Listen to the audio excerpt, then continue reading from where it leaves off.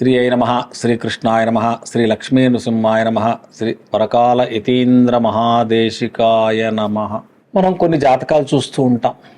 ఎటువంటివి అంటే ఎన్ని పూజలు చేసినప్పటికీ ఆ దశ ఫలితం అనేది ఇవ్వకుండా ఆ కష్టాన్ని మాత్రం ఖచ్చితంగా అనుభవించవలసి వస్తుంది. కొంతమందికి 2 గ్రహాలు ఉంటాయి, కొంతమందికి 3 గ్రహాలు కూడా అటువంటి చెడు ఫలితాలు ఇస్తూ ఉంటాయి. ఎందుకయ్యా ఇది అని నేను బాగా స్టడీ చేసిన తర్వాత నాకు తెలిసినటువంటి జ్యోతిష ప్రకారంగా చదివినటువంటి సబ్జెక్టుని మీకు అందరికీ చెప్తాను.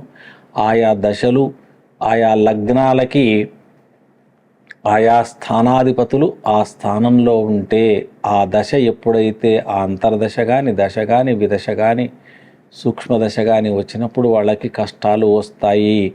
దానంతా మీరు ఆ జాతక కుండలిలో అండర్లైన్ చేసుకోండి. ఆ యొక్క దశను అండర్లైన్ చేసుకొని ఆ దశల్లో మీరు కొంత రెమెడీలు, దానికన్నా ముందే మీరు జాగ్రత్త పడి ఆ కష్టాలు వస్తున్నాయి, మనం ఏం చేసినా దాన్ని మనం దాటలేము అనే పరిస్థితి ఉన్న సమయంలో మొదలే మీరు జాగ్రత్త పడి దాన్ని మనం చూసుకున్నట్టయితే కొంతవరకు మనం దాన్ని అధిగమించడానికి ఆస్కారం ఉంటుంది.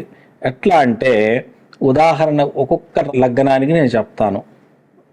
మేషలగ్నం తీసుకోండి. మేషలగ్నం తీసుకుంటే మేషలగ్నానికి సప్తమం, అష్టమం, నవమాధిపతులు ఎవరవుతున్నారు అంటే సప్తమానికి శుక్రుడు అవుతున్నాడు అంటే తులారాశికి, అష్టమం అంటే కుజుడు వృశ్చిక రాశికి, నవమం అంటే గురువు అంటే బృహస్పతి ధనుస్సు రాశికి. ఈ 3 గ్రహాలలో ఎన్ని గ్రహాలు కానీ, ఏ గ్రహం కానీ, 1 గ్రహం ఉన్నా, 2 గ్రహాలున్నా, 3 గ్రహాలున్నా, అది ఎక్కడ అంటే 6వ స్థానంలో అంటే 7, 8, 9 ఈ స్థానాధిపతులు 6వ స్థానంలో కనుక ఉన్నారు అంటే ఆ యొక్క 6వ స్థానంలో ఉన్నటువంటి ఈ 3 రాసుల యొక్క గ్రహాలలో ఏదే గ్రహమైతే ఉందో ఆ గ్రహం యొక్క మహర్దశ కానీ, అంతర్దశ కానీ, సూక్ష్మదశ కానీ వచ్చినప్పుడు ఖచ్చితంగా ఎన్ని పూజలు చేసినప్పటికీ ఆ యొక్క చెడు ఫలితాన్ని మాత్రం ఖచ్చితంగా అనుభవించవలసి వస్తుంది. అది 7వ స్థానాధిపతి అయితే 7కు సంబంధించింది, 8వ స్థానం అయితే 8కి సంబంధించినటువంటిది, 9 అయితే 9కి సంబంధించినటువంటి ఈ 3 భావాల యొక్క ఫలితాన్ని వాడు అనుభవించవలసి వస్తుంది. అదే ప్రకారంగా 2వ అంటే వృషభ లగ్నం. వృషభ లగ్నానికి 7వ స్థానాధిపతి కుజుడు,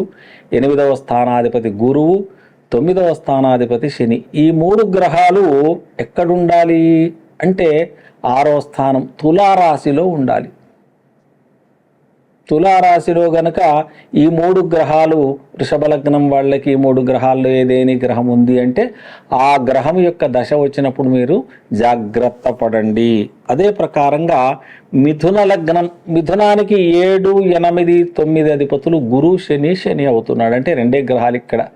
ఈ 2 గ్రహాలలో ఏదేని గ్రహము 6వ స్థానం అంటే వృశ్చిక రాశిలో కనుక ఉన్నట్టయితే వాళ్ళకి ఆ 2 గ్రహాల యొక్క అంతర్దశలు ఎప్పుడైనా వచ్చినట్టయితే మీరు కష్టాలు వస్తాయి. దాన్ని మీరు ముందుగా గ్రహించి జాగ్రత్త పడండి. అదే ప్రకారంగా కర్కాటక రాశి, కర్కాటక లగ్నం. కర్కాటక లగ్నానికి సప్తమం శని మకరం అవుతుంది, కుంభం శని అవుతుంది, మళ్ళీ గురువు భాగ్యానికి అవుతున్నాడు అంటే ఈ 3 రాసులకు సంబంధించినటువంటి గ్రహాలు 2 మళ్ళీ మిథున కర్కాటక రాశులకు శని గురువులు మాత్రమే 7, 8, 9 స్థానాధిపతులు అవుతున్నారు కనుక ఇవి ఈ 2 గ్రహాలలో 6వ స్థానం అనేసరికి ఇక్కడ గురువు 6వ స్థానంలో ఉన్నా దోషమే. 7వ స్థానాధిపతి, 8వ స్థానాధిపతి అయినటువంటి శని అదే 6వ స్థానం అయినటువంటి ధనుస్సులో ఉన్న మీకు కొన్ని చెడు ఫలితాలు. అయ్యో మాకు గురువు స్వక్షేత్రంలో ఉన్నాడు, మంచి ఫలితాలు ఇస్తాడు కదా అంటే ఇవ్వడు. 6వ స్థానం దానికి యొక్క చెడు ఫలితాలే ఇస్తాడు. ఎన్ని పూజలు చేసుకున్నా దాని ఫలితం అనుభవించవలసి వస్తుంది. అదే ప్రకారంగా సింహలగ్నాన్ని తీసుకున్నట్టయితే సింహానికి సప్తమం కుంభం అవుతోంది, అష్టమం మీనం అవుతోంది, భాగ్యం మేషం అవుతోంది.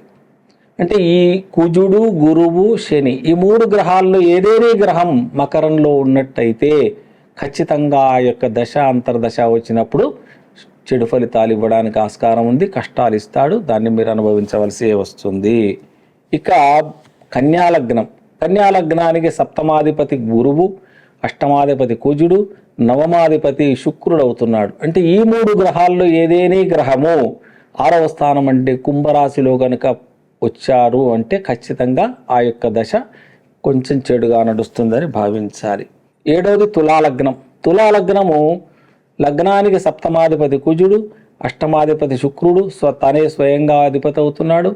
మళ్ళీ భాగ్యానికి బుధుడు అవుతున్నాడు. ఈ 3 గ్రహాలలో కుజుడు, శుక్రుడు, బుధుడు, ఈ 3 గ్రహాల్లో ఏదేని గ్రహం కానీ ఆ 3 గ్రహాలు కానీ మీనరాశిలో కనుక ఉన్నట్టయితే మీ జాతకంలో ఖచ్చితంగా చెడు ఫలితాలే ఇస్తాడు. ఇక్కడ స్వక్షేత్రము ప్లస్ 8వ స్థానాధిపతి ఇద్దరు శుక్రుడే. శుక్రుడికి మీనం ఉచ్చ అవుతోంది, అయినప్పటికీ చెడు ఫలితాలు ఇస్తాడు.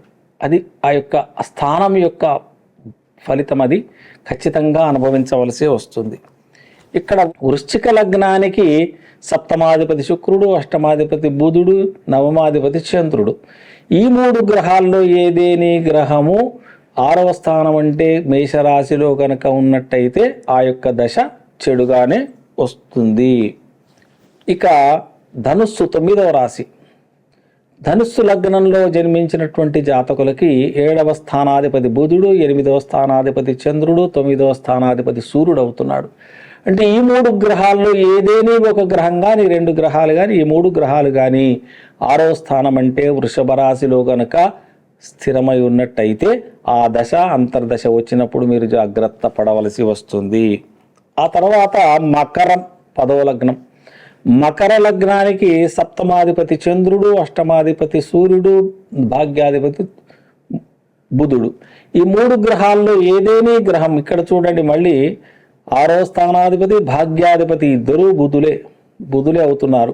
అయినా భాగ్యాధిపతి బుధుడు అయినప్పటికీ 6వ స్థానంలో ఉంటే చెడు ఫలితాలు ఇస్తాడు. ఆయన స్వక్షేత్రమే అయినా చెడు ఫలితాలు ఇవ్వడానికి ఆస్కారం ఉంటుంది. ఆ దశ వచ్చినప్పుడు జాగ్రత్త పడండి. ఇక కుంభలగ్నం. కుంభలగ్నానికి సప్తమాధిపతి సూర్యుడు, అష్టమాధిపతి బుధుడు, భాగ్యాధిపతి శుక్రుడు అవుతున్నాడు.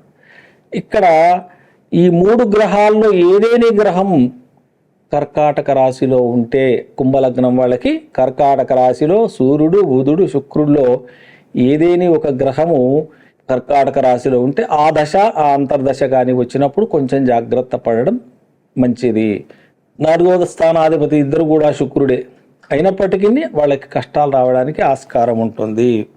ఇక మీన లగ్నానికి వచ్చేసరికి సప్తమాధిపతి బుధుడు, అష్టమాధిపతి శుక్రుడు, నవమాధిపతి కుజుడు అవుతున్నాడు. ఈ 3 గ్రహాల్లో ఏదేని గ్రహము సింహరాశిలో కనుక ఉన్నట్టయితే ఆ యొక్క దశ అంతర్దశ చాలా గడ్డు కాలంగా ఉంటుంది. అప్పుడు మీరు జాగ్రత్త పడినట్టయితే ఆ దశ అయిపోయిన తర్వాత మళ్ళీ మీకు ఉత్తమమైనటువంటి ఫలితాలు రావడానికి ఆస్కారం ఉంటుంది.